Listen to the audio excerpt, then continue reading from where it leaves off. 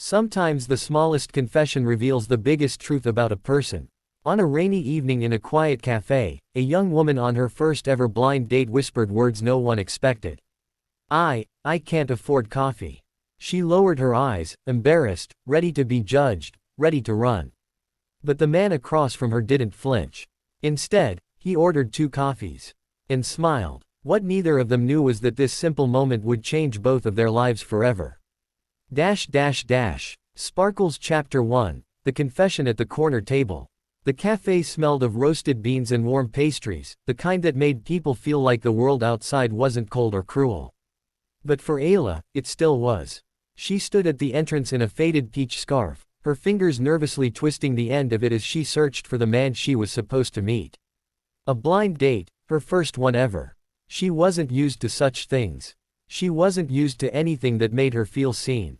Her eyes landed on a tall man sitting near the window, his posture straight yet relaxed, his black shirt sleeves rolled just enough to show the edges of a watch that looked like it cost more than her entire monthly income.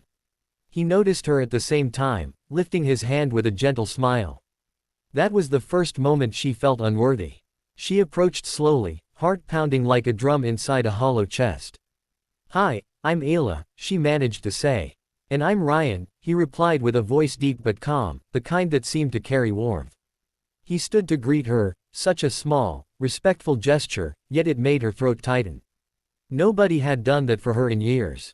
They sat, exchanging polite smiles mixed with quiet awkwardness. A waiter brought the menu, placing it between them. Ayla glanced at the list of prices, her stomach knotted. Coffee wasn't cheap here. Nothing here was. Ryan waited for her to choose first. "Ayla, what would you like?" She swallowed hard. I actually. Her voice trembled. "I actually can't afford coffee." There. The words escaped before she could hide them behind a fake smile or a polite lie. Her cheeks burned with shame. People didn't say such things. Not in front of men like him. Men with expensive watches, calm smiles, and the aura of a life far away from her struggles. She began to stand. "Maybe I should go. I didn't mean to waste your time." But Ryan gently raised his hand. He didn't look embarrassed for her. He didn't look confused. He didn't even blink. He simply said, 2 coffees. One for her, one for me. Then he smiled, a soft, reassuring smile, like he was telling her, "You don't have to pretend with me." Ayla froze. It had been so long since someone treated her without pity or judgment. As the waiter walked away, Ryan leaned forward. "For the record, I didn't come here to be impressed. I came here to meet you."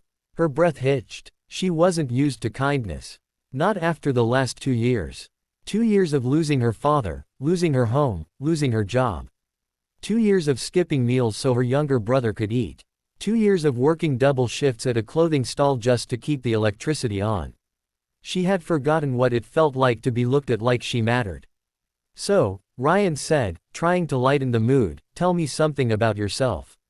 "Anything." And she did. Slowly at first. Then with pieces of her truth unwrapping themselves like fragile paper. She told him about her dreams, how she wanted to study again someday, maybe become a teacher. She told him about her struggles, how every day felt like a test she wasn't prepared for. She told him about her guilt, how being poor felt like a personal failure. Through it all, Ryan listened. Really listened. His eyes softened with every word she shared. When she apologized again for not being good enough for this place, he shook his head. "Ayla, you think your worth is measured by a cup of coffee. I promise you, it's not." The coffees arrived. She held her cup with both hands, letting the warmth seep into her cold fingers. For a moment, the world outside disappeared. For a moment, she felt safe. And then, at that very moment, a tiny black and blue backpack appeared beside Ryan's chair. A small voice said, "Daddy, I finished my puzzle." Ayla blinked. Ryan smiled, embarrassed. And a little boy, maybe 6, peeked up at her with bright eyes. "Sorry," Ryan said softly. "I didn't expect him to finish so early." A single dad. A CEO. A man raising a child alone. Ayla's world shifted again, unexpectedly. And she suddenly realized this wasn't the simple blind date she thought it would be.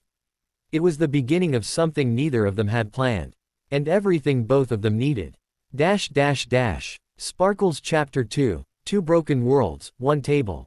The little boy, Zion, climbed onto the seat beside his father as if it were the most natural thing in the world. Ayla stared, unsure whether to smile or pretend she wasn't startled. Ryan rubbed his forehead with a sheepish grin. "This is my son. I had arranged for him to stay with my assistant, but he wanted to be somewhere Daddy can see him. I hope this isn't too much for you." Too much. It was unexpected, yes. But for Ayla, the presence of a child wasn't intimidating, it was grounding. Familiar. Her whole life revolved around caring for her younger brother. She leaned slightly toward the boy. "Hi, Zion. I'm Ayla." The little boy examined her carefully, then asked in a whisper loud enough for everyone to hear. "Are you Daddy's friend? Or his date?" Ayla choked on her coffee. Ryan nearly dropped his cup. "Zion," he muttered, "maybe go easy on the tough questions." But Ayla laughed, really laughed, for the first time in months. And Zion smiled at her, proud that he'd made her happy. Children had a way of tearing down walls adults spent years building. As they talked, Ayla noticed the quiet exhaustion under Ryan's charming smile. The way he touched his son's backpack as if double-checking it held everything. The way he kept glancing at his phone, not from distraction but responsibility. This man wasn't just wealthy. He was tired. He was doing everything alone. He was stronger than he looked, and softer too. "So, a single dad?" she asked gently. Ryan nodded. Since Zion was 2. No bitterness in his voice. No dramatic storytelling. Just quiet acceptance of a heavy truth. Ayla felt an ache in her chest, not pity, but connection. She knew what it was like to carry a weight alone.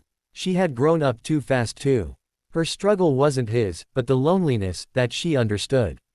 Their eyes met, and something unspoken passed between